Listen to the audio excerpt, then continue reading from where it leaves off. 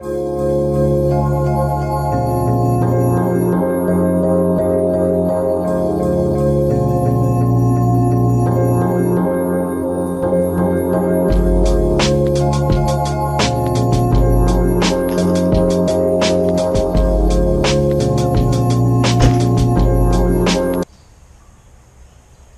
need to unlock the charge port. I always forget that.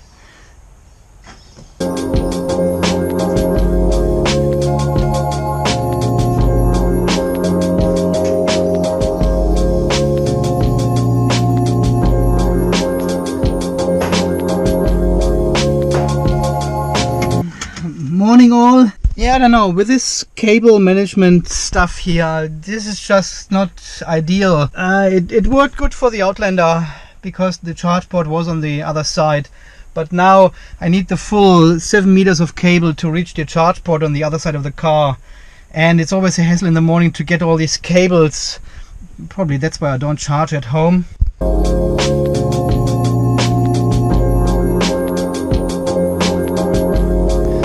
So I fully charged the car to 50% last night on 9 amps. It took about 5 hours or so from 23 to 50%.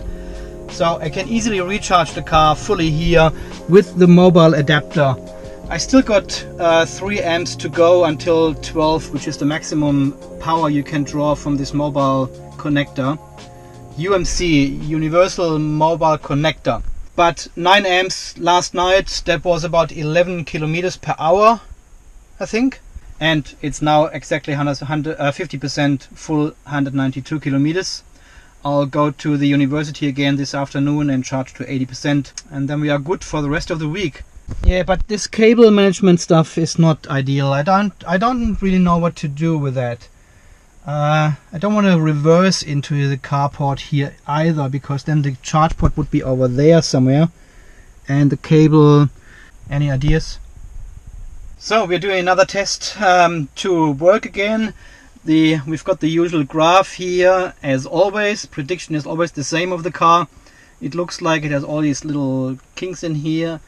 I don't know why, but that's the highway drive. That's at the university. It gains energy at the university for some reason. Well, doesn't matter. I'll drive the highway. I drive exactly this route, and we will see 46% how much percent we actually have when we arrive at work. Also, I do a test after work in regards to this. I'll tell you more about this later. Okay, let's go.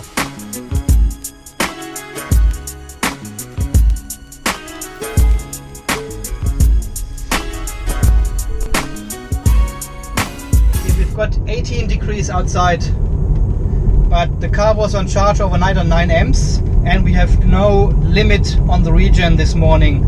So these region limits are definitely battery temperature related, and I will show you the battery temperatures next week once the scan adapter has arrived, the Tesla Watchdog, and we will have millions and millions of numbers and figures again. It'll be a dream. In 200 meters, turn left onto Forest Hill Fernvale Road. Yeah, thanks. Look at this, I'm driving more efficient than predicted.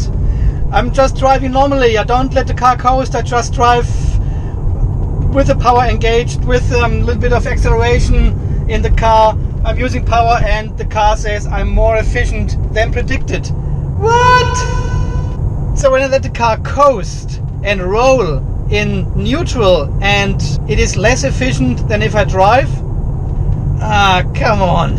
This software. See, it already predicts I'm arriving with 47% instead of 46.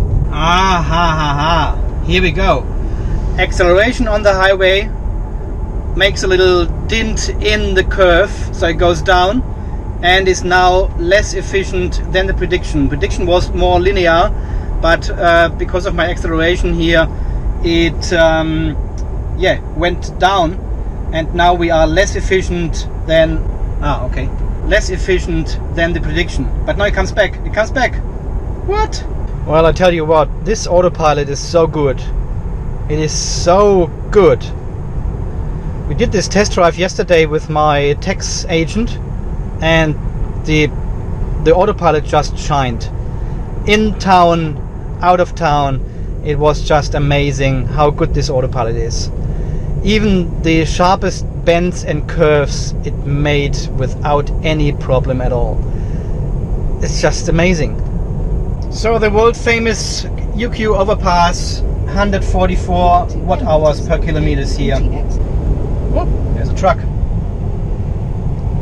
Harvesting potatoes. I think it's sweet potatoes there. Yeah, there is an interesting video from someone in the US for the newest update and how the car actually stays in the lane in regards to trucks when they overtake you, when you overtake trucks. So the actual autopilot is now veering away from the truck a little bit, so it gives the truck a little bit more space, because they are usually swaying in their lane a little bit, so they may come close, as we have just seen on the highway now.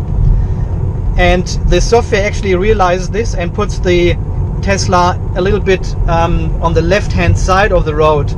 I haven't seen this here yet, but this was he's got full self-driving there, so he's got all the autopilot, navigate on autopilot stuff on there. I'm not sure if this has been implemented in the normal cars as well yet. It doesn't seem like. So this situation here on the highway was a little bit too close, and the car had all these red lines around him already saying you are close to this other car, but it didn't beep or something or warned me or something. But for my taste, far too close. I would have gone far more left now to give this truck more space. So let's see if this trickles down in the future software update and the car actually realizes the truck is a little bit too close. Still very inefficient. 130 watt hours. Well, so we have arrived at work now. 125 watt hours per kilometers as always, but today I have taken the highway. As you can see, still I don't know, less efficient driving than predicted.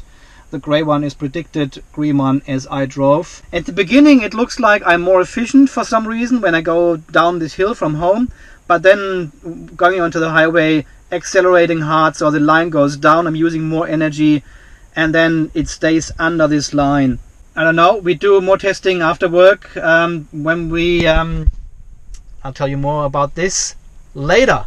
If we have a look at the last charge now, so we have used only 2 kilowatt hours to drive to work, which is insanely low.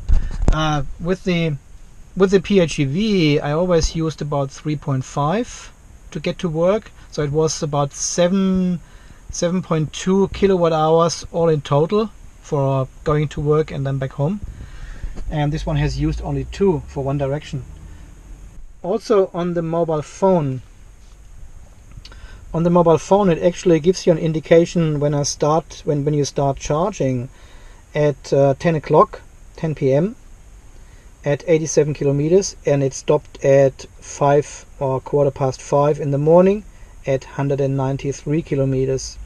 That's when it reached the 50% state of charge I set as a threshold. That's the 50% I set this last night, and it reached it at 5 o'clock. So, and it was on 23% or something. It's totally workable if you use the mobile UMC adapter which comes with the car instead of installing this wall charger. I mean, if you need to charge more, you probably need to look into installing this wall charger, but usually for your general commute or your general daily usage of the car, this 9 amp setting and this is totally fine to fill up. I could easily charge it up to 70 or 80% until tomorrow morning now, so I could keep it on 80 or 90% all the time just by charging on a low speed here, on a low charging speed. Driving a Tesla but shopping at Aldi. That's how you save the money. So Aldi shopping is done, and now we are going to do a test in regards to this bloody trip graph here in the car, which I still don't understand. I mean, I understand it, but it doesn't work like I understand it, so something is clearly not correct. It's either me or There's a software bug.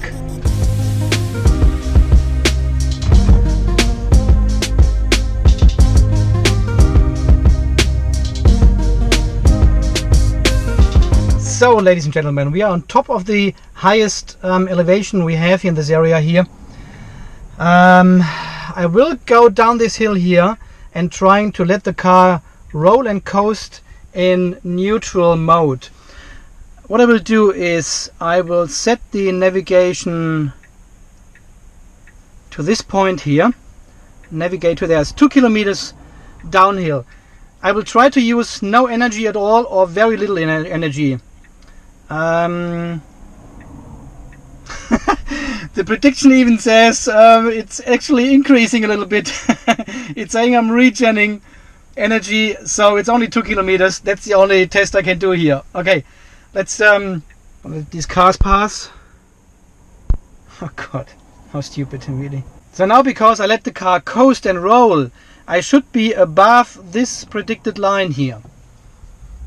Okay, so we accelerate the car to about 60 kilometers per hour, and then I will put it in neutral, and hopefully it rolls down all the way to the bottom of the hill.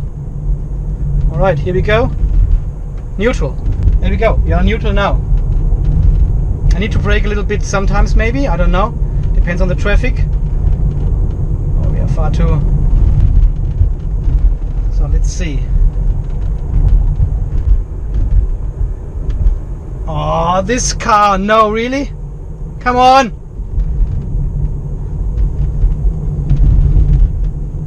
Okay, let the car coast here. Car coast. I'm under the gray line. I haven't used any energy at all, apart from the initial kick. Oh, there's a car coming behind me. I'm driving with 40 here in a 60 zone. But now we are gaining. Come on.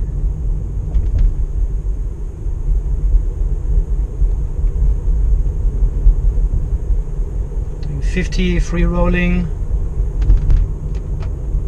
Yeah, I need to accelerate a bit, otherwise this guy gets the shits behind me. Okay, back in neutral. Yes. Oh, this slow Tesla in front of me. What is going on? See, and still I'm free rolling here down the hill, and the actual line I'm driving, the efficiency is not going above the prediction. So the car is predicting more than I actually do. But how can you do more if not freewheeling down this hill here, coasting, not using any energy at all? Meters, your destination will be on the right. The green line should be above the grey one. This does not make sense at all. It does not make sense. I don't get this. Now your destination. Clear now from the sun. So what does this tell us? I don't know. I mean, this is ridiculous. You have seen I was just rolling down this hill without any energy input at all, apart from this. The actual graph is still below the predicted graph. So how do you drive more efficient than letting the car coast?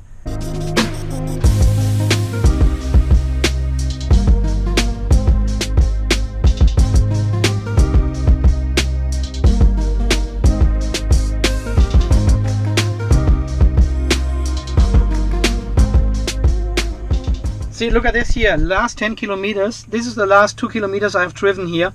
There was almost 0 watt hours per 100 per kilometer.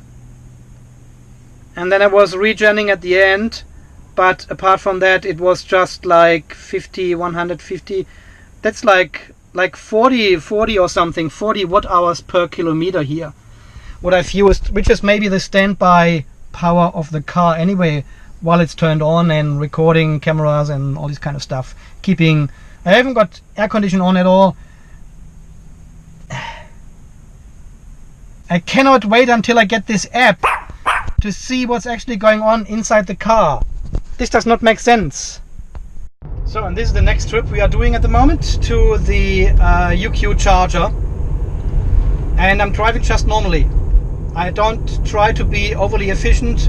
I am staying in the speed limit. I got the auto steer on, the autopilot is on, and let's see how we get there.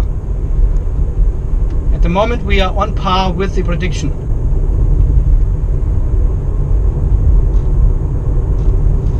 Just press this one here. See, more efficient. I'm driving using energy, I'm more efficient than prediction. Have we got the wrong understanding how this all works here?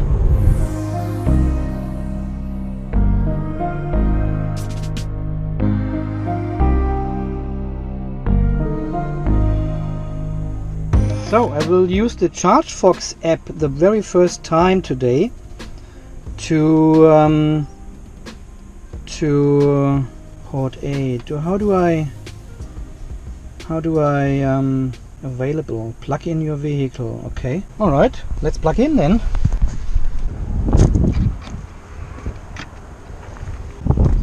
This cable is a bit short. Okay. And bang. The app just changed to unavailable. All right. And how do I say it's me? How do I okay. Do I click on start? CCS. Okay, start. Please wait while we start your charge session. So is it communicating with this charger now or so? This takes a long time.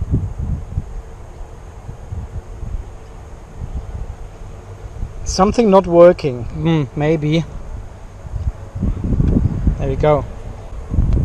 39%. Well, that's a bit weird.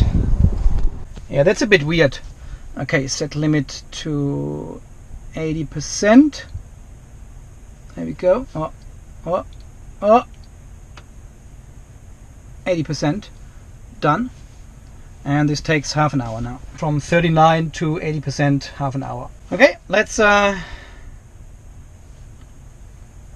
think about this graph. Now, honestly, I don't understand this. The remaining energy on the y-axis here should clearly indicate if I'm driving more efficient. My driving graph should be above the predicted graph. And if I hammer the car, it should be below, because the remaining energy will be less at the end of the trip. But I think it's somehow, I don't know, it's very hard to tell why this is like this. Guys, I tell you, I need this app. I need this app very quickly. And this one is not working. It's still saying, please wait while we start your charge station. Well, how long do they want me to wait? I'm eating just organic, original corn chips. And ingredients are organic corn, 76%, organic sunflower oil, and sea salt. 76% organic corn. What's the rest?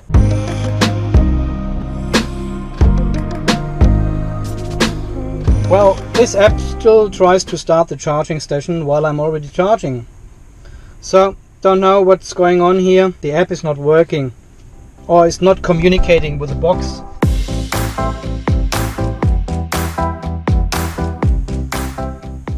Okay, just when my episode ended, the charging has stopped as well. 312 kilometers at 80%. Alright, that was 22.8 kilowatt hours of FR. I'm still used to this Outlander stuff where you can just unplug at any stage. Thank you UQ-Getten for the free charge. And we have the cable, and to be honest, I'll do another drive home here with the trip meter.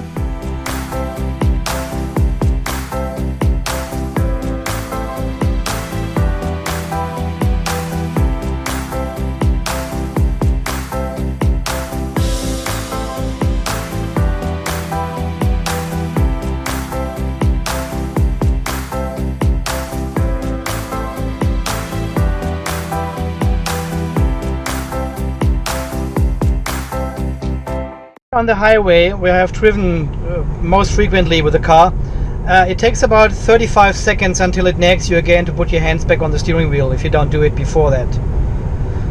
While on other roads, country roads or in town, it's more frequent.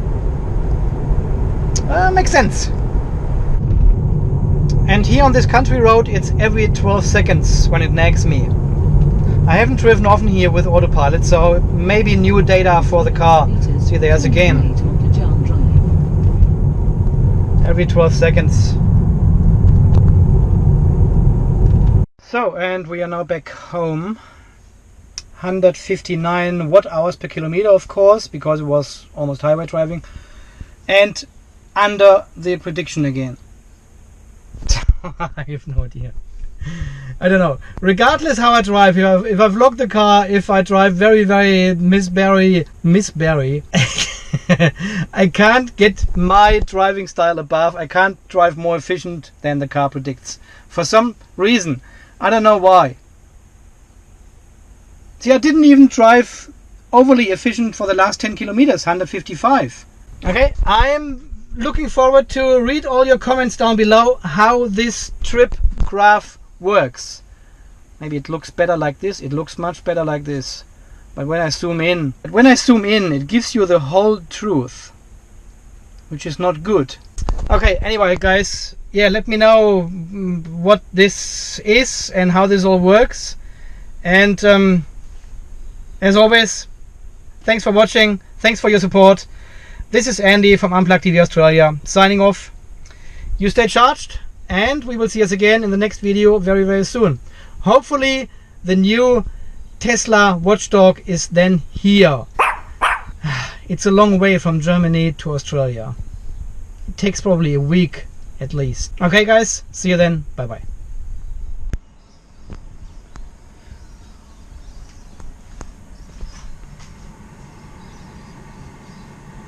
So there we go. We just came home from charging. The car is sitting here for about 15 minutes and the cooling kicked in while the car is parked here. So how good is that? Tesla is looking after the battery while the car is parked. Amazing.